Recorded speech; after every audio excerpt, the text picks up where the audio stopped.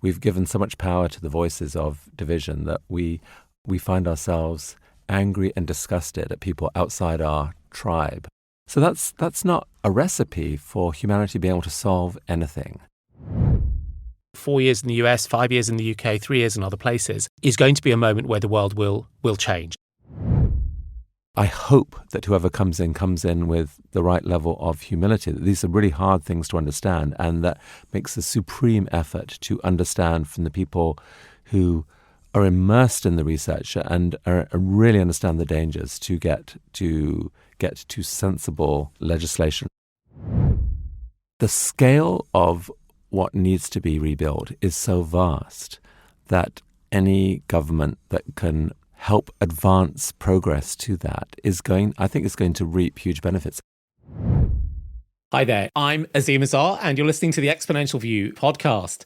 Now, in the spirit of exploring the frontier of ideas, today I'm going to venture into a slightly different conversation with a man whose work has perennially pushed the boundaries of how knowledge, inspiration and ideas have been shared right across the globe. I'm in London with Chris Anderson. He's best known for his stewardship of TED, where he transformed a once modest conference into an intellectual and creative beacon for tens of millions of us. I really wanted to speak with Chris right now because he's got a new book out, Infectious Generosity, and what he does in it is address the importance of a critical skill, a capability that we need to harness to tackle the crisis of trust that's seeped into our societies. It's so important this year. Almost half the world's population gets to vote, and the leaders we elect this year will have a say over AI governance, climate change, and the energy transition. The stakes are high, and we're going to go over all of that ground. So, Chris, welcome. It's great to have you on. It's great to be here, Azeem. I think of you as somebody who brings a great deal of optimism and generosity to the world, that is the clock speed of your work, that is the instrument that you play. We sit here talking at the beginning of 2024, and sometimes the world doesn't feel as optimistic as it has in the past. Is that just me suffering from a February that's been a bit too cold in London, or do you think that is where we are? Oh, that absolutely is where we are. And I don't think of optimism as a feeling, by the way. If people think of me as an optimist and generosity, it's very easy actually to almost dismiss that before you started, because clearly the world is in a darkish place right now and getting meaner. I think it's getting meaner. And I've had to redefine what I mean by optimism, given how things are. I view optimism, and I will stand up to being optimistic, but I view it this way, as a determined effort to try to see some kind of pathway forward to a better future. So it's this. I really get this from David Deutsch, the thinker, but it's like optimism is it's the belief that there is no law of physics that rules out the possibility that we could solve a particular problem. Yes. Yeah. Anything that can be solved within the laws of physics is solvable, and so long as something's solvable, the only reason it doesn't get solved is because of lack of knowledge or lack of intention. And so the job of optimists, of determined optimists, is to try to find that knowledge and try to muster the intention. And the first part to doing that is to shine a light on the possibility. When so many people are just so bleak, like they've literally given up on the future, or they just see themselves as passive spectators as to whatever the future will be. I think a lot of people think the future's already written, and we're sort of sleepwalking in dread towards it. I definitely don't believe that about the future. I think it's completely unwritten. There is no entity, no God, no scientist, no futurist, no predictor who knows with any certainty as to what the future will be. It's absolutely all to play for. And that's the stance of the optimist, is let's try and find a game plan that at least gives us a glimmer of hope. But I definitely feel very sad, very worried about the current state of the world. There is this idea that the laws of physics that's the hard line. That's a piece that we can't cross. Of course, what happens is, even with that frontier, which we'll return to, it shifts over time because the laws of physics allow us to do things, well, because we discover new laws. It's related to that question of knowledge, right? The frontier of knowledge. And I love the Chinese author Liu Cixin for this, because Liu Cixin imagines new physics during the long duration of his books, but his books are perhaps not optimistic. I think of myself as a pragmatic optimist. The optimism is a sense that, like you, through intention, we can develop knowledge. Through that knowledge, we can experiment both within the constraints of physics, but also discover what those constraints really are. And pragmatic, on the other side, being to say that it takes work in order to do this, right? The direction of travel is one that requires effort, experimentation, and mistakes being made as well. So you have to have, I guess it's an idea that comes back perhaps to Gramsci, the idea of a optimism in your heart, but a pessimism in your head, right? Because it's your head that has to overcome the obstacles, but the heart that gives you the motivation. Does that resonate at all? I can see that framing. I think we're going to have an interesting conversation. We have common ground here. Let's not set expectations too high for listeners. I mean, this could go horribly wrong. Go horribly wrong. So you say the world is in a dark place right now, and we've heard phrases like the poly crisis come out. This idea there's so many different crises that are going on. What are the crises that contribute to that darkness that aren't the most obvious ones? So the growing polarization, for example, in many countries is one, the weakening of democratic institutions is another obvious one. What are the non-obvious ones? If you actually look at the data, the world, by most measures, is actually getting better. It's in an amazing place. In most parts of the world, people are living longer, healthier. The world, in many places, is getting, by many measures, is getting more just. Like obvious injustices are slowly being dealt with. We notice the exceptions to that more than the general rule.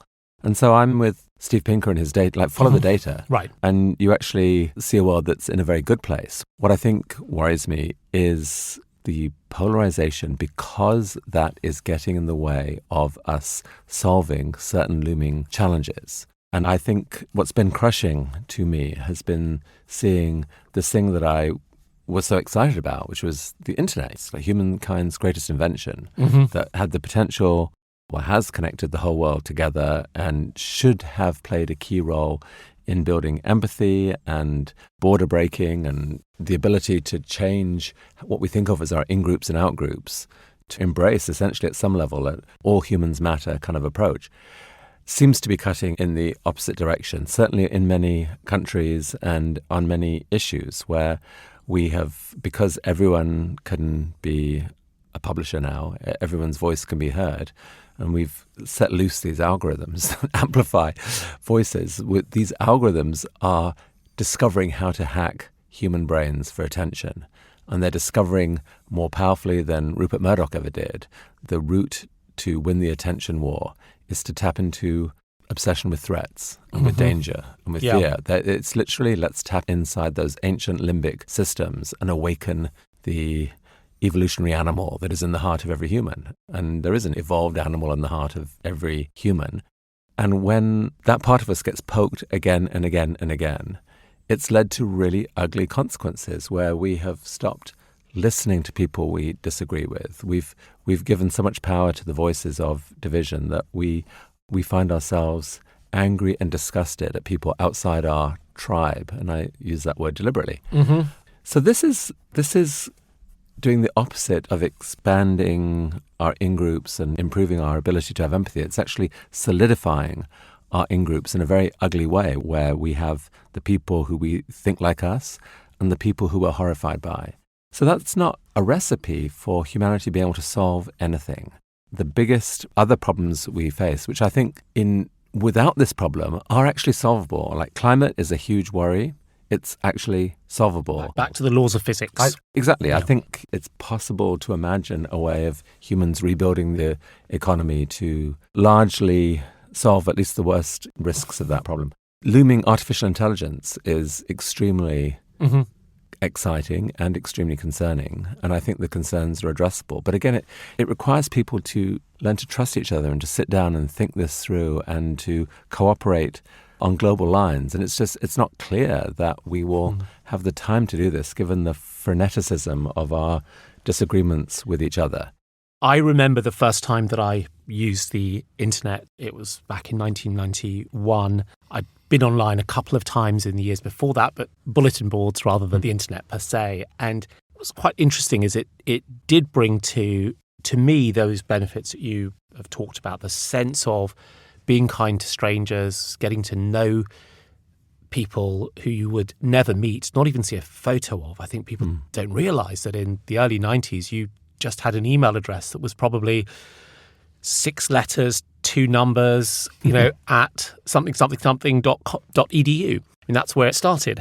And you'd get to know these people through news groups and bulletin boards and build a sense of affiliation and perhaps a sense of fondness, a sense that you do them a favor. So they have a query on a piece of software and you'll spend time answering that query and giving back. And that moment is so different to, as you say, where we have ended up with these systems where content flows according to an algorithm that is optimizing engagement, or rather it's optimizing profitability, and engagement happens to be the best way of achieving that.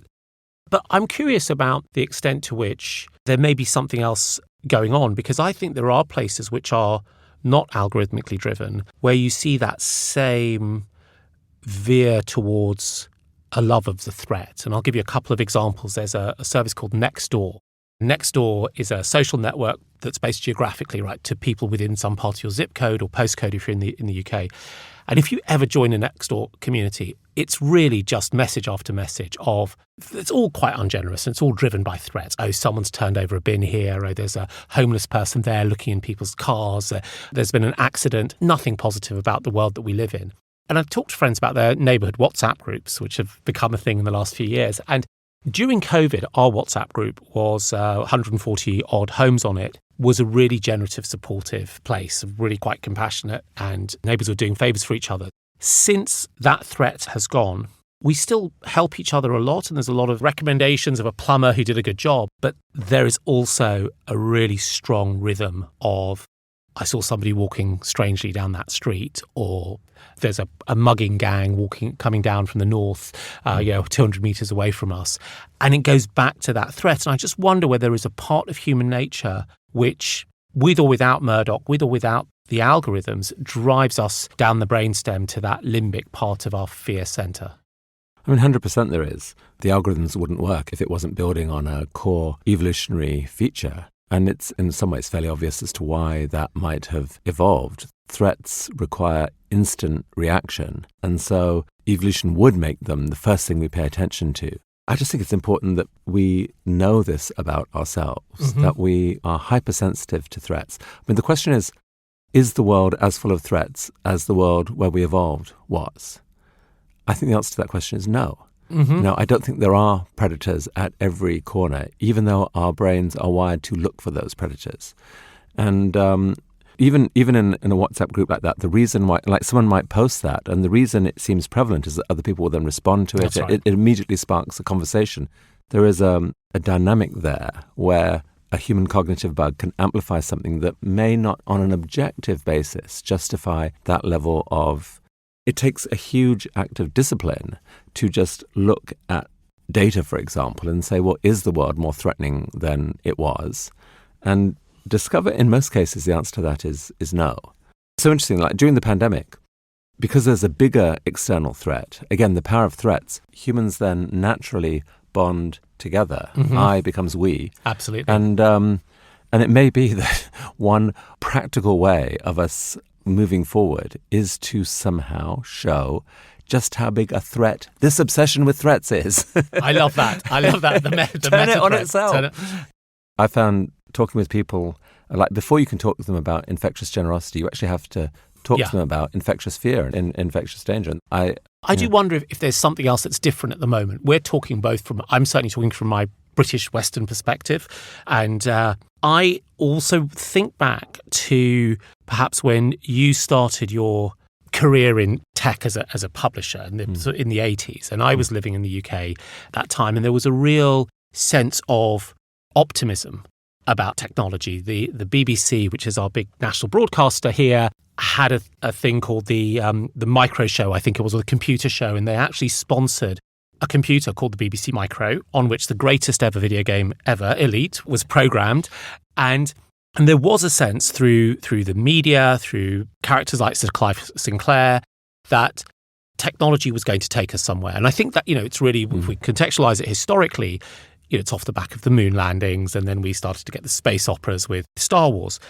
And that period of time, even though we went through terrible recessions in the US and in the UK, 11% of people unemployed, and we had the real threat of a calamity, which was the first Cold War really heating up.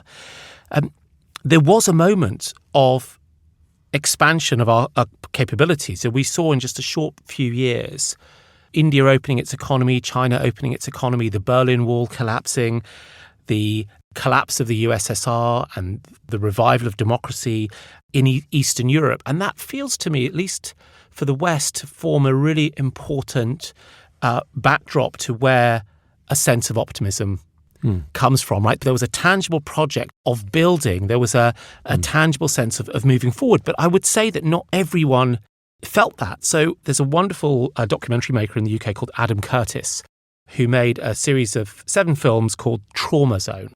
And Trauma Zone has hundreds of hours of unseen footage from the Soviet Union between the period of about 1984 and the decade after. So sort of straight after the point at which, Gorbachev brings it to an end, Yeltsin then takes over, and the mafia state starts to emerge. And he really takes you into the sense of trauma that people felt, not of living in communism, but of losing that the security stability and security and a knowledge of that in return for the deep insecurity of the change that came. So I try to hold these things in our head, and I wonder, when we say there's a deep sense of crisis, what are we actually referring to? There's been crises throughout history, and there have always, even in the good times, there have been people who have legitimately felt to be in crisis and have been in crisis. I think even in the West, during the optimistic 80s and 90s, I certainly spoke with plenty of people who were, are you kidding me? This internet thing, people found lots of reasons to be annoyed by it or not to believe in its potential. And we do have a tendency to dial up problems of the present as compared with problems of the past. It is entirely, like if someone wanted to argue the crisis we face now is nowhere near as bleak as the crises we faced 50 years ago, I think that's a valid argument. I mean, look, nuclear war, which was for a lot of time when we were growing up, felt like it was a mere accident away. That was a much bigger threat than anything we face now, or indeed the face of no one, when I was growing up, had any convincing story about how population explosion wouldn't end in anything other than the starvation of billions. We've always had these crises. I think what we've got now, I think, in principle, it's solvable. I just think it's really urgent that we pay attention to it because, to me, at the moment, this particular crisis of division is more fundamental than the other things we're worrying about because it is taking away our ability to solve these other problems. It's an astonishing superpower of humans that they're able to look at problems, figure out solutions, and then implement them. But typically that requires a critical mass of people to come together and agree on what a solution is and then work on it.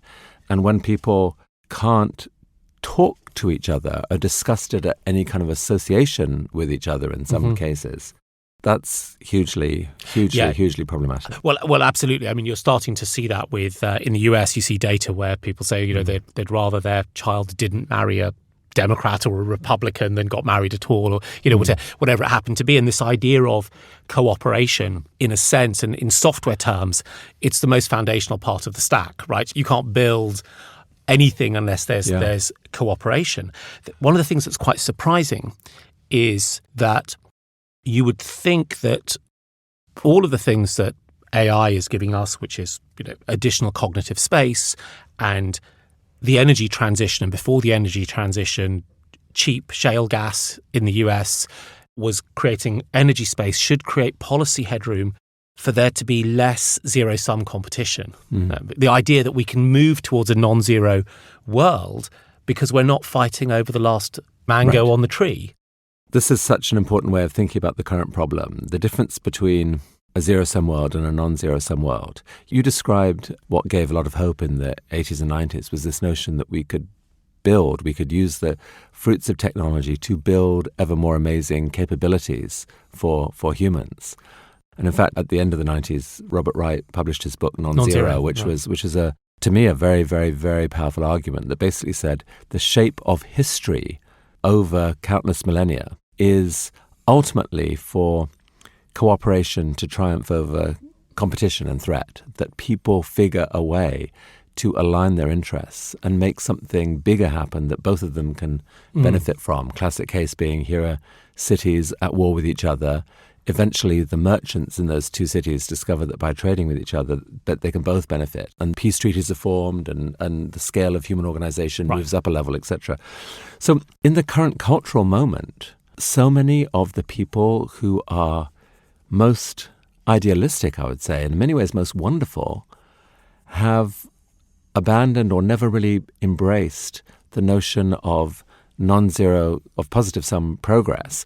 The task of morality has become to win righteous wars between oppressed and oppressor, for example. And that has been where all of energy is being put. And I think there's a lot to be admired about it. There have been a lot of oppressed people who should be fighting back very hard. But the unintended consequence of this is that we've forgotten the amazingness of humans' ability to dream and to build and to reimagine, to reframe problems in a way that is no longer zero-sum, is actually positive-sum. And I guess if there's a way forward from the current division, it's to try to discover some of that thinking. It's almost like to say, could we change the subject for a minute? We're never going to agree on this stuff. Even the language we're using is triggering each other to hatred and disgust. Let's just change the subject. Could we just tell each other a few stories? Could we share a few dreams? Could we dream about different futures that would actually excite us? And in the dreaming of possibility, occasionally something magical can happen. People can say, we're not going to agree on stuff, but there is something we could build together.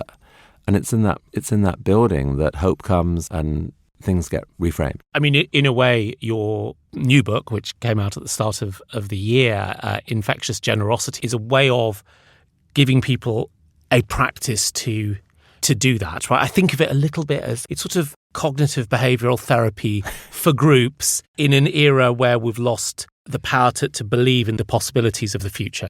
I think that's right. A lot of the division we feel has essentially been fueled by memes that are toxic and that amplify anger and mistrust, etc. And the belief is that in the connected age, there actually is a way for other stories to spread and to change how people think. And when you hear a story that really touches people about how someone did something deeply human or brilliantly creative or amazing or courageous, that you go, wow, that's great. And that gets shared. And it just shifts. Instead of people giving up hope on humankind, you start to think, actually, people are capable of amazing. Yeah. And that shifts the conversation and creates the possibility of finding common ground. And in fact, one of the most important acts of generosity in this moment are people with the courage to look for common ground. It's surprisingly hard to do because you're in danger of getting your head blown off by people on both sides.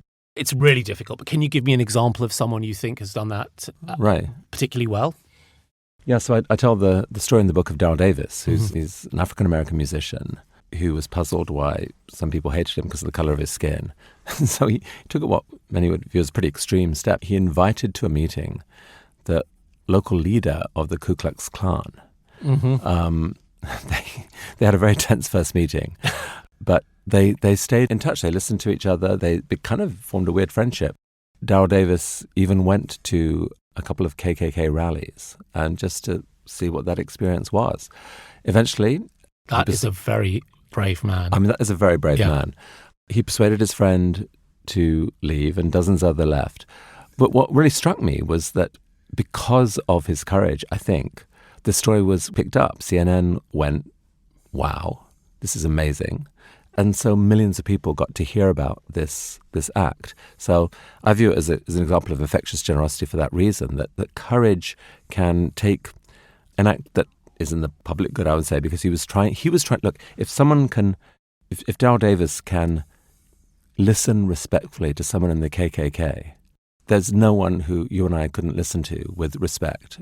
Most people now, if you engage at all, if you give any quarter to someone on the other side, it's people on your own side will blow your head off as what are you doing? How can you platform this person, honor this person, or whatever? And we're in this mode of, it's a sort of form of almost honor, morality, righteousness. Yes. That is, it is impure to associate with that person in any way. It's so odd that this has become part of our moral conversation, but it has. Or it's become part of our moral conversation again, because what you've described is what we might imagine from history. It's the 11th century, and I'm a Moor in the Iberian Peninsula, and you're a Crusader, and we're just going to dislike each other and be at odds with each other because. And then we have 1,000 years, 800 years of technological progress that enables institutional redesign that works with pushing the frontiers of knowledge. And we don't have arguments like that anymore, except... Now we do. Now we do. Now we do. I mean, all of that technological progress did not rewire human DNA. And Jonathan Haidt has pointed out people have these different moral systems operating inside them that are often in conflict. And one of them is about purity, and that some things have to be pure, and that for something to be impure is a moral crime. And traditionally people on the left haven't had that. In fact, they've despised things like honor moral systems, honor killings and so forth have been despised because they're primitive. And yet people on both sides have now adopted different forms of this type of moral thinking. And I think it's in the situation where I think it's very dangerous at this point. And I'm just curious, though, about whether some part of this is really, these symptoms emerge really as a consequence of how modernity has played its way out. I mean, there's a British sociologist from the 1980s, David Harvey. He describes how the nature of technology, which is essentially continuous improvement and has a compressing effect on our processes, which means it has a compressing effect on our experiences, and the nature of globalization has a compression on the sort of geographics of the world, the geographic space of the world. And so when Abraham Lincoln was shot, it took 13 days for the British Prime Minister to learn about it. When Kennedy was shot, it took him a couple of minutes. If Kim Kardashian falls, I know within 4 seconds because Instagram will ping me a notification. Metaphorically speaking, I don't get those notifications, but I could. And this sense of compression is the denominator.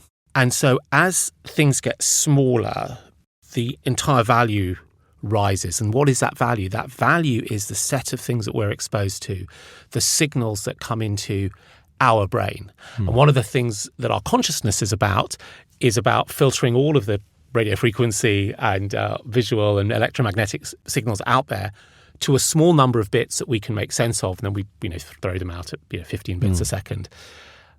But the consequence of this modernity has been this rapid time-space compression. And in some sense, we used to be proud of the fact that in a given day, we'll learn more than a human 1,000 years ago did in their lifetimes. But now that given day has become a given minute or a given second. I wonder whether that creates some kind of sense of perpetual psychological stress. I think it's possible. I mean, we're definitely engaging in a social experiment that's unique for our species. I mean, if you just look at doom scrolling, I mean, on the one hand, it's incredible. You look at the generation coming through, their ability to process huge amounts of information almost in parallel and really, really quickly is amazing. Like I've seen kids with videos open on like 2 or 3 screens, and they're sort of, and it's pouring in at rapid pace on all 3 screens, and they're still able to sort of multitask and absorb it somehow. But the question is what are we giving up? Are we giving something up to do that? And if our brains are engaged in this frenzy of processing of all this stimulation coming in, are we robbing ourselves of the ability to actually process and think deep and address some of the other things that we may well need? I mean, it's likely that there will be some downsides to the cornucopia of amazingness that is incoming. Well, you can have too much candy floss. So. Well, exactly. Yeah. I definitely worry about this. I worry about it for myself, actually. Like I have found it harder to read as many books as I used to do before the internet. It's just a greater mental effort to really sit down and read a book as opposed to the delights of seeing the latest amazingness on X or Instagram or whatever it is. And is that net good for my brain? I suspect not. I mean, it might be, but I suspect not. And so I definitely worry that we are entering this rapid-fire world where people are scratching the surface of so much and not getting very deeply or very thoughtfully into anything. I recognize those emotions because I feel them as well. But I do sometimes wonder, are we falling for that moral panic? Are we falling for the same thing that mums in the 1920s in New York fell for when they worried about their daughters staying up late to read books and so on? And answer may well be, like, I would not myself wind the clock back. Like if you ask, it's a fun party game to play, actually, to ask people, if you could pick what year you would want to be born in, right. What's your year? And I've had many people of late sort of say, well, I'd like to be born in 1975 so that I could live through the 90s again as a, whatever. That was a great decade. I would still pick, I mean, I would love to be born today or maybe like 100 years. I would take a gamble on the future even. Like even though it may be apocalyptic, but it is so amazing. Like, the world right now is just so amazing. It's mind-boggling to me. I think it's an incredible time to be alive, and imagining what artificial intelligence, what that can bring to us is amazing. It's also a little bit terrifying, but I like the potential of going through this. And even with social media and all its terrible effects, there is so much that's beautiful and incredible that's happening on there. What you can learn directly from scientists in real time on social media right now about, like, when something big breaks. Yeah, I don't have to wait for the New York Times or Scientific American or whatever to publish something. It's like it is right there, and you can hear it and experience it with the emotions that are accompanying it and the sort of sense of how big it is and so forth.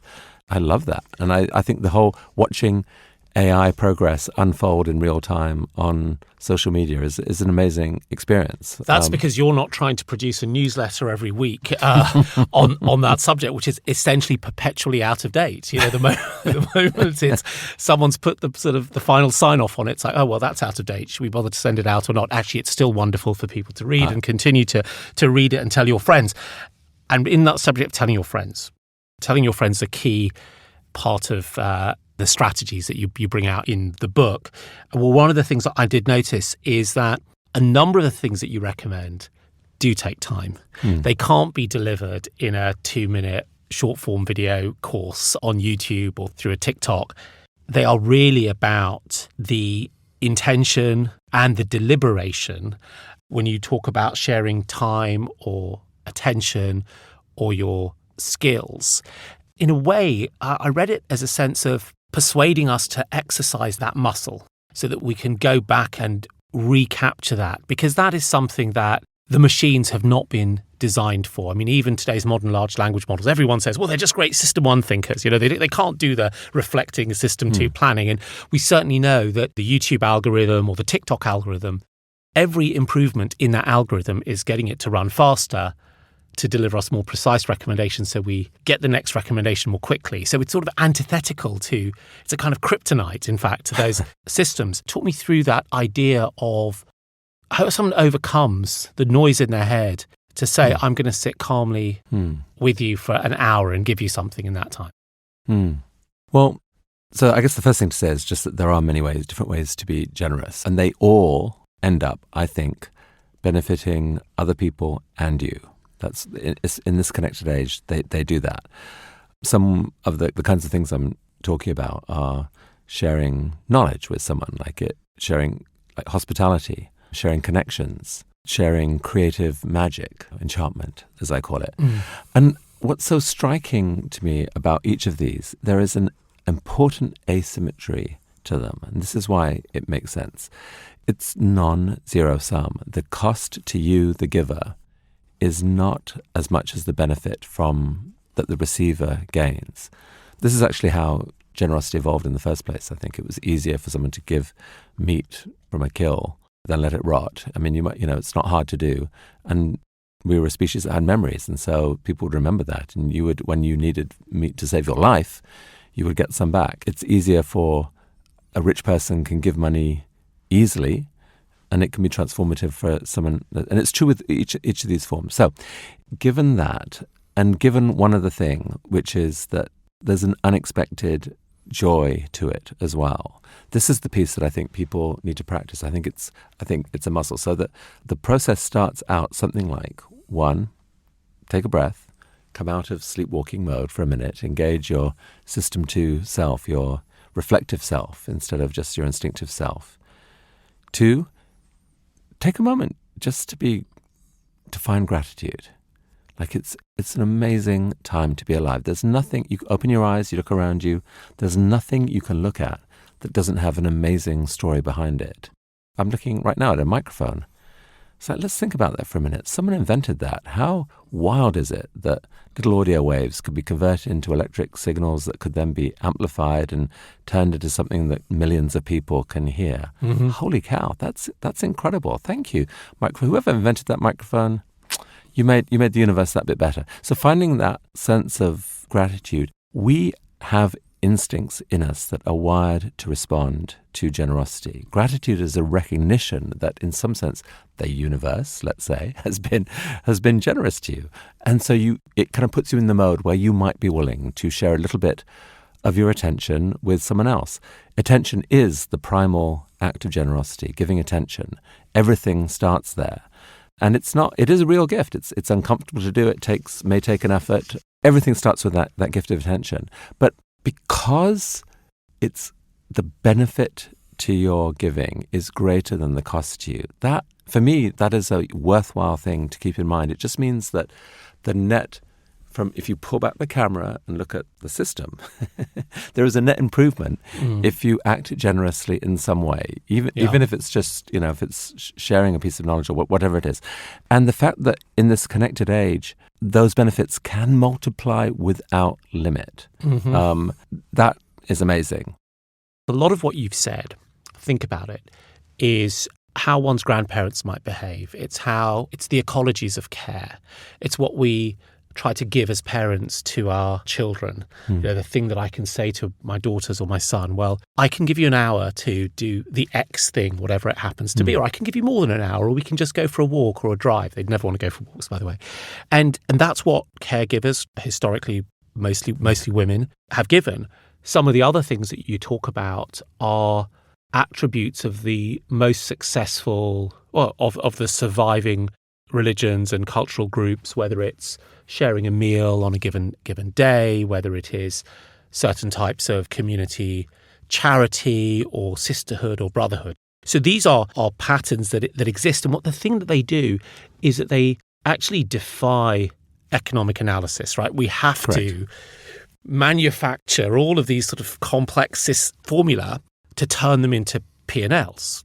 So give me one more second, because I want to connect this to my initial challenge to you, which is which cohort are you trying to persuade? One of the things that happened starting in the 18th century was we had this move towards utilitarianism. We had this move of starting to measure worth in ways because we were getting good at measurements in general. And of course, we had the physiocrats in France who were thinking, well, we can take the measurements of physics and apply them to the economy, which is really the space of real world and people's real experiences. And you draw that line, and you get to a very powerful movement in technology, which is this utilitarian movement called effective altruism, where effective altruism actually says quite the reverse of some of the things that you say. It says, well, generosity can anchor in money. You can go off and work in a hedge fund, earn super special sums of money, but give 90% of it to charity because that's got a better ROI, return on investment. And that community is a very powerful community within the AI community. It's a very powerful set of beliefs. Even if people aren't members of EA, they behave in similar ways within the sort of core elite or the techno elite. Is in some sense your message about finding a way of persuading that group that is really powerful, that does drive this engine of change, to behave in ways that are just more human, perhaps? I think all of life is a dance between our instinctive selves and our reflective selves. Clearly, your listeners are familiar with this distinction, system 1, system 2. Yeah. I think most people aren't that familiar. And I think so many things make more sense when you frame them that way, that this is our lives. We are in a battle between animal instincts and our reflective selves. Our animal instincts contain many good things, but they are often problematic and they need shaping and guiding. So I think generosity, an instinct to be generous, is inside every human, bar possibly a few sociopaths. Right. It's in us. It's part of a package of other things. You know, we're also evolved to track fairness and justice, and we hold cheaters to account and so forth. But we all have this instinct in us, and it's powerful. But it is every thoughtful culture has wanted to reshape that instinct to do better in some way. We do the same, by the way, with diet and with exercise. You know, we have instincts for food, which are very healthy to eat, but they aren't very well aligned with our modern societies. So we need to use our reflective minds to shape them. Right. So what I would say about effective altruism, I want my altruism to be effective. And I think it certainly starts from a very, very healthy place, which is we've got these generous instincts, but how do we reflectively build on that to achieve the most good with them? Because there is no reason to think that just an instinct, like most people's philanthropy, for example, it is, I see a crying child, I'm moved, I'm going to text £25 right now and I'm Right. done. And whereas what you actually want from people is to be more strategic about it and think, now, actually, what would be the best use for a better world? So I'm 100% on board with the project of effective altruism as a journey towards answering the question of how do you make altruism more effective. Now, some of the proponents have been problematic, and obviously the Sam Bankman-Fried thing was hugely embarrassing for the whole movement. But I think it's a perfectly valid discussion for, like, if I was in my 20s, well, actually, I had this discussion with myself. Am I better to try to do good? At one point, I had a choice between two jobs. One was to be a fundraiser for Oxfam, the charity, and one was to be the editor of a computer magazine. And I went for the magazine because it was a lot more fun, and I felt guilty about it. But part of me try to say, but look, if you can be successful and end up launching a company, and all the time I was building a company producing video game magazines, part of me was saying, this isn't really contributing that much to the public good apart from creating some jobs and whatever. But one day, I'll make a foundation that will do some good. And I actually did create a foundation, and then the company actually ran into trouble, and it was the foundation that bought Ted and so forth. So I mean, in some ways, I would say my own narrative was delayed generosity. Right. And so I'm not going to judge anyone for going that route. I'm also not going to judge someone who says, I don't want to delay it. I'm going to spend my whole life tapping into that human instinct, and I'm going to be kind. I'm going to make kind uses of my time. And I think that's beautiful as well. I think the delight about this story is that there are so many different ways to be generous. Ultimately, what I try and say in the book is that the ultimate question to ask of yourself is, am I a net giver or a net taker? We are all compromised. But if we make it our business to commit to try to be a net giver rather than a net taker, if on average humans do that, we're going to be okay. One of my previous guests years ago was Kate Raworth, who wrote a book called Donut Economics. Yes. And she has in one of her analyses a sort of ladder of responsibility that companies can take. And the lowest rung is you just do what the hell you like and you try to skirt the law. And the highest rung is not only do you fulfill your obligations under the law and your wider obligations, but you also end up leaving the world in some sense and hard to measure in better shape after you go than before. And I think that was quite a novel idea to make it into the mainstream. But you do start to see more and more companies starting to behave that way. So Microsoft has gone off famously and said they will have taken more CO2 out of the atmosphere than they ever produced by 2050, I think. And they're saying the same with other environmental resources like water. And of course, beyond the B Corporation movement, you see more and more climate-oriented startups articulating their output as a net positive. There are two hugely powerful reasons why any company should spend serious time brainstorming a generosity strategy, for want of a better term. I think that it's actually key to success in the 21st century at this point. That's a bold claim. Let's hear. One reason is just that most value in companies right now is created from human minds. You know, we're dematerialized, we're information age, knowledge age, whatever language you want for it. The best human minds, by and large, don't want to work for companies that don't have a good mission. Right. You know, they don't want to work for something that's exploiting the planet or is evil in some way.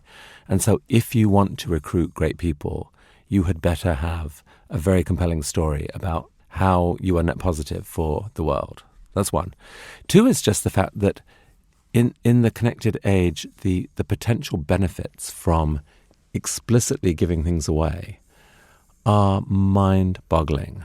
We were a nonprofit, and that made it easier to make certain decisions. But we found that by adopting radical generosity, for want of a better frame, giving away stuff that was potentially very costly to us to give away, like our content, which could have killed the conferences, or our brand in the end, like allowing people to do TEDx events around the world that we don't control. Yeah. That Harvard Business Review published this piece on how TED lost control of its crowd, and it was like, haha. But it was by far the best decision we had ever taken, and not just as a nonprofit, as a business. It would have been a brilliant decision, because by letting go and giving power to other people and letting them control the event, they responded with unbelievable generosity of time, of financial risk, of effort. Let's just put some facts for the listeners of all of this, because I think not many will remember BTX before TEDx. And so talk us through what TED was before TEDx, and then the inspiration, who inspired you, who you sought counsel from, to then come to the decision to launch TEDx, and what you envisioned it to be when you did it. When I took over TED, it was an annual conference in California, technology, entertainment, design. 3 industries come together. Turned out, surprisingly, to give these sort of inspiring conferences. I took it over as a nonprofit. First decision was giving away content, which when online video became a thing, we suddenly realized we could do. It felt risky, did it, went viral. It was an amazing and beautiful thing to see. And instead of killing the conference, it actually enhanced it. So that was really what put into our heads radical generosity in the connected age. Boy, the rules are different. You know, what it makes sense because you can give away something that people really value at unlimited scale and for a total cost of $0. That's a game changer. And so we got back far more than we gave in the end. And so the specific thing that led to TEDx was that we'd done this event with a filmmaker where we had tried to bring the world together on this thing called Pangea Day, where we were going to have everyone around the world watch films for 4 hours together, and films from every different part of the world, so that you could see the world. This was 2008. This was 2008. Right. Jahan Jain was this TED Prize winner, and she was a filmmaker, and this was her dream, and we helped her do it. And it was incredibly expensive and difficult. And the thing that was by far the best about that day was that something like 1,500 groups self-assembled around the world. Just people met to meet in their own homes. And or in some cases I think in Ankara, there was someone put up a screen between a mosque and a church, and people watched there. We didn't control this. It was self-organized, and was in many ways the most beautiful outcome. So that really got me. Wow, people! If you let people organize an event, there are people who are really motivated to do it. And so we tried it with TED events. They said, call them, put the X on it, which the X was supposed to stand for self-organized, but it was still TED. And and most people didn't really see that much difference between a TEDx talk and a TED talk. And so people, dozens initially, and then hundreds, and then 3,000 different teams around the world started organizing these. And occasionally it did go horribly wrong, because we had some rules, and we had some, here's a set of ideas on how you can best coach speakers, etc. But things went wrong. We didn't control it. There were embarrassments. But as a media entrepreneur, as I stood back and looked at this, I thought, holy cow, this is an amazing business situation, because I just have 10 full-time employees who are overseeing the TEDx program, 10. And they are somehow overseeing a media business that is 3,000 groups, 70,000 volunteers, probably hundreds of millions of dollars actually in sort of sponsorship revenues of stuff going through to make it all happen, none of which we saw. But what we were getting was 25,000 videos that could be posted on YouTube. And they became part of the TED video library, and these generated something like 1 billion views on YouTube. It was an amazing thing that you could never do traditionally. As a business decision, that would have been a brilliant decision. And so that so it wasn't a business decision. It was done because we were a non-profit, and we felt that we should. Right. But if we had been a business, we absolutely should have done it as well because of the massive increase in footprint. It was that made TED go exponential. The X became not self-organized; it became TED exponential. Yeah. Chris, you've made me realise I forgot to wear the T-shirt I was going to wear today for this podcast. I'm wearing a lovely jumper my wife bought me, but I have a T-shirt which has got e to the I pi plus 1 equals 0, which is Euler's identity. And Chris had posted on Twitter a few months ago how he found that so interesting. And you've just reminded me by saying X is for exponential, and I'm thinking it's E for exponential. But let's look at that in the context of being a business decision. Right. Because how is the mind of the profit-oriented CEO going to look at that question differently? They've got a general counsel, they've got a CFO in the room as they walk through that decision. It seems to me there are things that those important stakeholders will insist on that might have polluted some of the things that have made TEDx be as successful. So it's possible. So let's take there's many things that a company could give away, but let's take a classic case of knowledge. Mm-hmm. Most companies have built up a set of what they would regard as sort of proprietary knowledge that is useful to them. And you worry that if you give this away, your competitors will use it, exploit it, and you will lose competitive advantage. So that's been the traditional calculation. Therefore, we must keep these precious corporate secrets. What's shifted in the current moment is that there are two huge sources of potential upside that it may be worth taking into account as well. One of them is just the response that people have to generosity or to gaining something. So if you say you have knowledge about some amazing industrial process, let's say you put out a free course on that to the world. Here is how we do it. Here in detail is how we do it. Yes, a competitor could do it. What will happen instantly is that around the world, hundreds of the most brilliant graduates or people in that space will go, wow, this is actually really exciting. I didn't know this company was this cool. I didn't know they had this. So you will recruit people in your supply chain or who are part of the industrial ecosystem which you're part of may go, wow, this is really interesting. Actually, looking at that, I actually have a part that could do that particular thing better. I'm going to reach out to them. So you will end up unexpectedly getting improvements to the system. Potentially tens of thousands, hundreds of thousands, or millions of people around the world will go, this is a really cool, modern, forward-looking, generous company. I would like to do business with them. And so you get benefits from that. And so I guess my contention is that in many cases, the addition of those things is worth more than the potential competitive loss that you have. It also helps if people feel they're in a non-zero-sum game. I think a great example was in the 1870s, 1880s in the US with the expansion of the railways. And so much steel was needed, it was clear that no company could corner the market.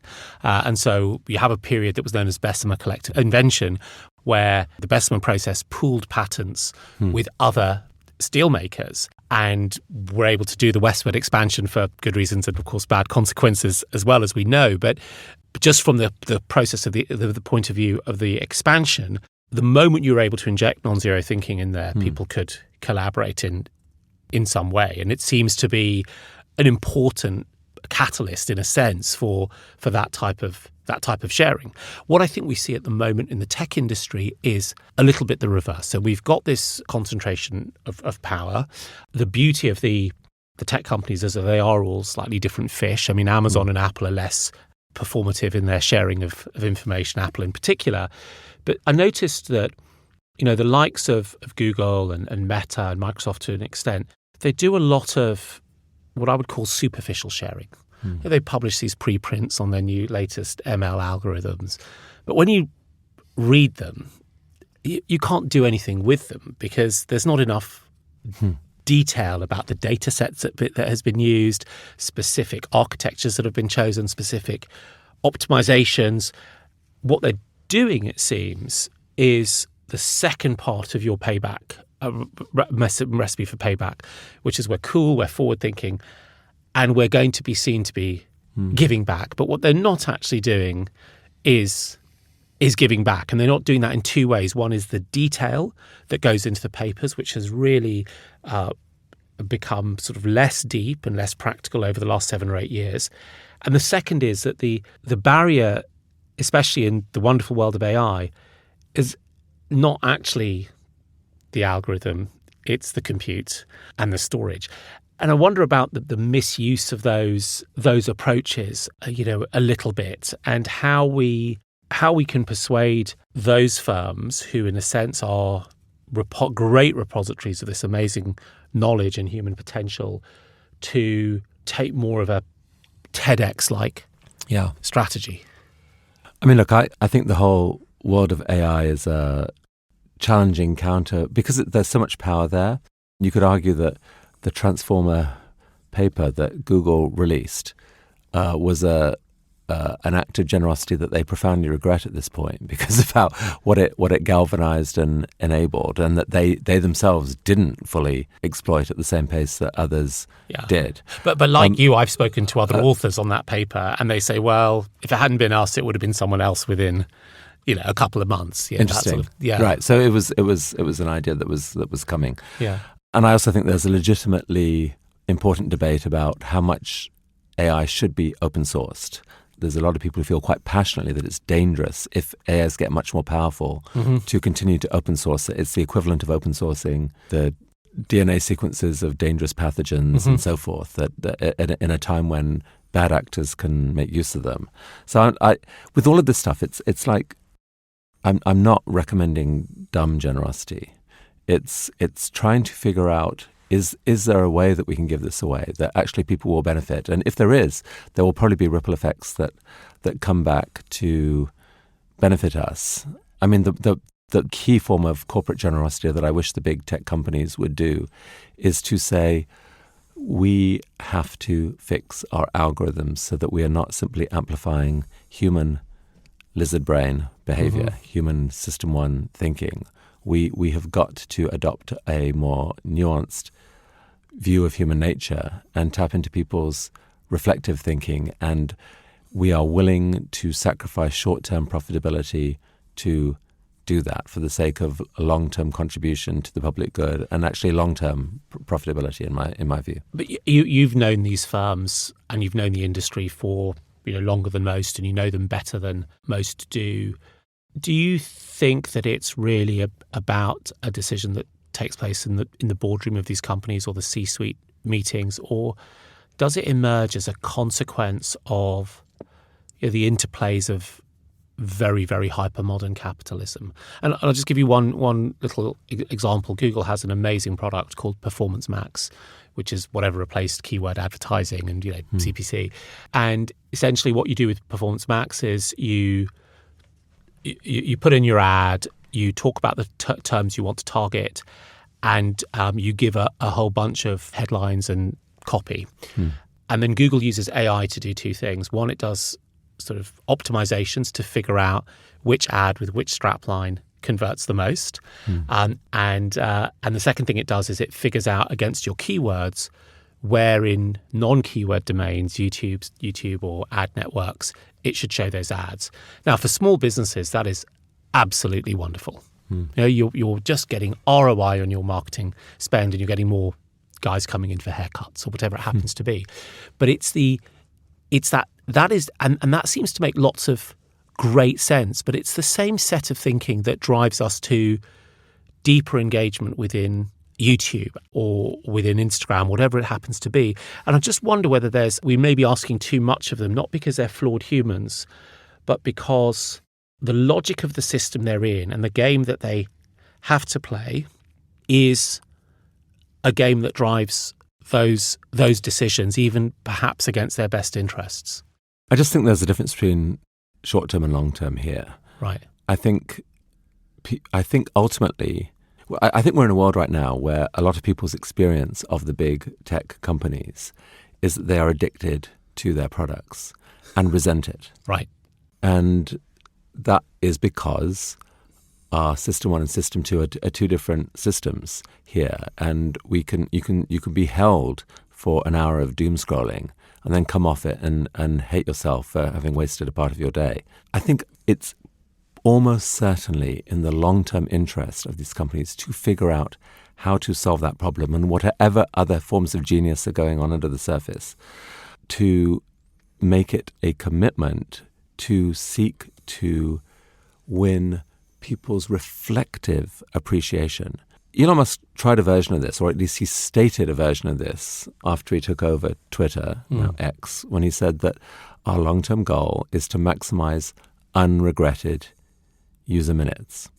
And this taps Clever. into some regret is a function of reflective thinking. Right. And if he was serious about that would create a pathway to making X genuinely better, because presumably what you would do is you would somehow you would tap into people's reflective thinking and say, what do you regret about your experience? Was there anything? And if people named something that they regretted, you would work to eliminate that. It's unfortunate that a lot of the regret is perhaps Elon's own posts. But I think it was the right strategy. I think it's not a lost cause. I think there is a vibrant debate going on inside the companies to try to figure out the right way. And it's incredibly complex because it's not like that there's just at a board meeting, there's a red door and a yellow door, and the red door is we'll lose some money, but it'll make the world better, and the yellow door is yum, yum, yum, more profits. Mm-hmm. I actually think if those two doors were there and clearly marked, my guess is that these companies would actually open the right door. There have been instances in the last few years where they have deliberately eschewed short-term profitability and seen massive drops in value in an attempt to respond to public criticism. But it's a hard direction to do, and I think there is no more important internal debate in it. And I was at Google recently talking about infectious generosity and looking out at a room and talking about some of these issues and seeing a lot of nodding heads. People aren't happy with some of what the company is criticized for. They want to work for a company that they believe in. The power of the public fracas has never been as great as it is now. Now, we've been talking a lot about the long term, and of course we've got the elections coming up this year.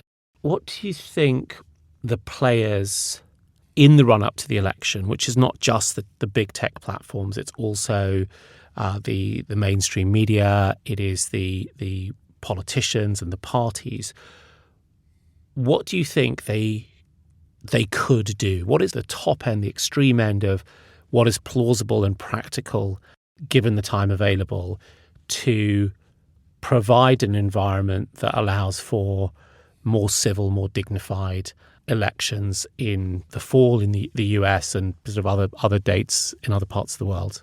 The number one thing is there's definitely room for foreign actors to make mischief, and that should be the number one thing, is to look out for that. What I wish would happen, and that I don't know that it can happen on the timescale of like this year, is that algorithms de-emphasize basically system one assaults, like attempts to inflame as opposed to attempts to inform. Mm-hmm. Arguments about here is why this is the right person to vote for. Bring it on.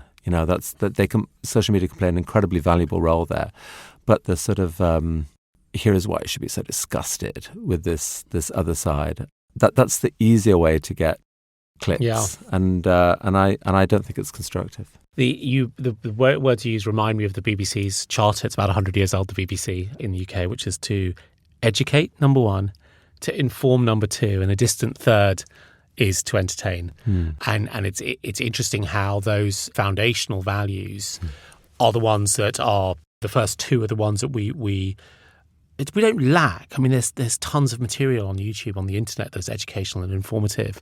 It's just that it's not what gets driven to the top. No, that's right. It takes human effort that we're not always good at. So this year's elections, to me, they seem that they're really critical, and they're critical for the reasons that you have articulated at the start of our conversation, which is that the foundations upon which good elections or good democratic systems can run are shaking and need more wins than they perhaps have had over the last few years. But I think they're critical for another reason, and that's to do with the pace of exponential technology change in two particular domains. So in the first domain, which is AI, it's the kind of cognitive expansion that we face. I mean, this 4 years in the US, 5 years in the UK, 3 years in other places is going to be a moment where the world will change. I mean, exponentialists like me have to be very wary about saying we're at an inflection point, we're at a turning point. But I've spent more than a decade looking at this formally and 30 years informally. This is a turning point moment that we're approaching over the next 5 years. So the next 5 years, the people in power will oversee the direction of that fire hose. It's a velocity game, right? It's both it's speed, but it's direction. But the second thing that's gone into that moment of inflection is what's happening within our energy systems. So it is about 5 years from now, 60 to 70% of all cars sold will be electric vehicles. It's 20% at the moment. In many countries, in the UK, we will be up at 90% of cars. In California, we'll be up at 90% of cars being electric vehicles. As much, even by forecasts that I'm sure are too low, as much new solar generating capacity for electricity will be added in the next 5 years as there is global energy generating capacity today across all sources. There are configurations of that change, both in terms of the incentives and in terms of how it is allowed to happen, that have political implications. So, for example, if you incentivized decentralized rooftop solar and community batteries, you can, from the bottom up, build community governance systems. You can recreate communities at the Dunbar limit that seems to work for our little reptilian brains. Or you can create incentives that just re-centralize things and re-industrialize things.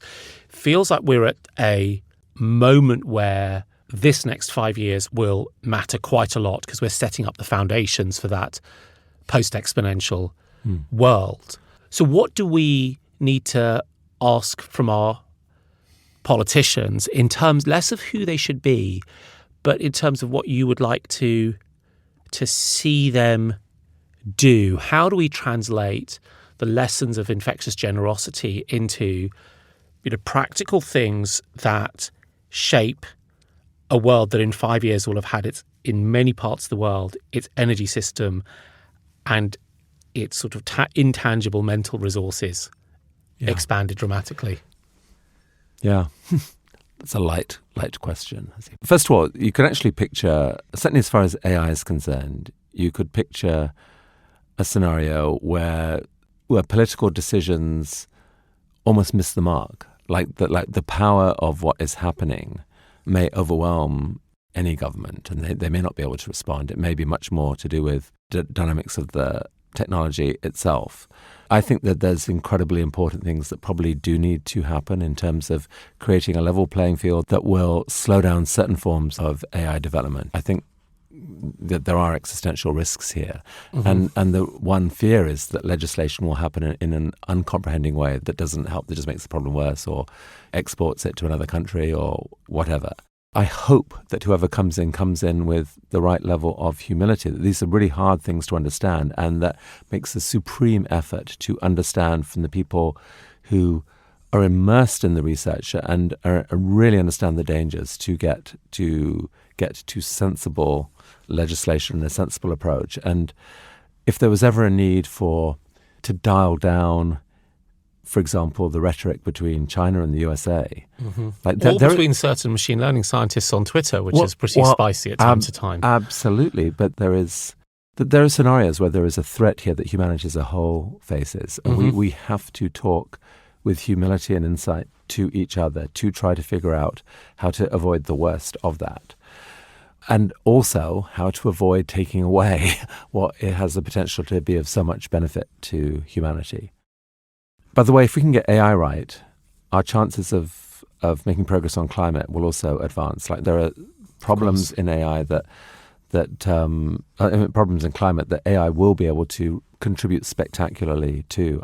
I think what's happening in the entrepreneurial world, in the business world, in the scientific world, in climate is thrilling, and that there are just amazing opportunities there. And I think what the number one thing governments could do is to create an environment where it's possible to fund industry-changing companies that are out there and growing across what they call the Valley of Death. They're stuck because what they need to build the first commercial plant is very different from what a technology company would have needed to build the first big technological release. That what they need is often hundreds of millions of dollars of investment. It's too much and planning consents and planning and all, regulatory over right. hurdles, It's too much for venture capitalists, and project financing and pension funds and so forth won't take that technology risk. So I actually think governments could play a role there.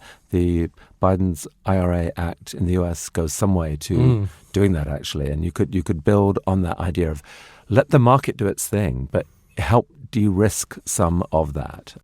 I can give you one of my favorite examples of government programs that resulted in infectious generosity, for which we can all be grateful, which was the energy vendor policy of the Germans about 20 years ago, where they dramatically incentivized rooftop solar. And one of the reasons rooftop solar went down its experience curve as quickly as it did was because of German demand, which was, not met by German industry, it was met by Chinese industry. But one reason solar is so cheap today is because the German policy. Government did infectiously spread lower costs. Right. And it is, I think, historians will note that falling cost curve is one of the key things that helped us dig ourselves out of the mess we're in. Just the potential for that to spread, like now, for example, across Africa to the people who don't have electricity. Like it matters so much. The people who aren't electrified right now, over the next 30 years, one way or another, they are going to 10, 20 or 30x their energy demand. It matters hugely whether that comes from coal or comes from solar. Well, the first 100 watts of energy you have is the most important because it keeps your fridge running and it gives you light at night and keeps the water clean. 100%. The off-grid solar story is an unbelievably exciting story of the potential for a better future for everyone. That is a policy which I think is highly underrated, and I'm a real bridge builder. So my sister probably would say it's because I'm a Libran and therefore have to hold things in balance. And I love the policies that understand the learning curve, which I don't think politicians really understand. I've tried to get them to understand it. So here's the issue with the learning curve. With the learning curve, listeners all know this, I wrote about it in my book extensively, as you produce more of something that's an engineered product, your unit cost declines because of not economies of scale, but economies of learning. So if you have something amazing, and it's new, like a solar panel, it's expensive and only the rich can afford it. And that's not very democratic if you're left-leaning. So you want it to be cheap. Now, if something's cheap, lots of people can afford it, which means lots of businesses can spring up selling those things, servicing them, and new complementary businesses, which is great if you come from the right and you believe in free enterprise. You're a Thatcherite right-winger. So the beauty of the learning curve is that it's a bridge-building policy that can satisfy both the left and the right. Yeah. And it does classically what governments should do, and even libertarians believe this, which is governments should step in where there's market failure. And I think the explicit appeal to learning curves, which is we as a government believe in the future, and we believe in this notion that we can be optimistic and hardworking towards that future, but we recognise that without the capacities of the state, private capital won't get us down the learning curve fast enough. Where in the world are there too many MRI machines, Chris? Nowhere.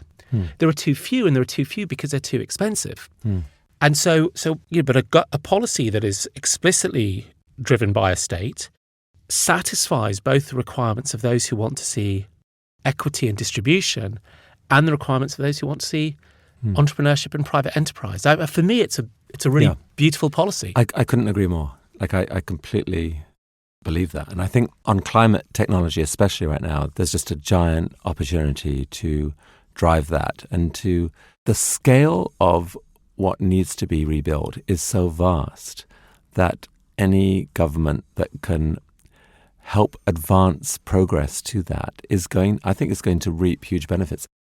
It takes us again back to some of Robert Wright's ideas. I mean, he talked about non-zero from a almost psychological and neurological standpoint, and it's sort of so deep-seated in our evolution.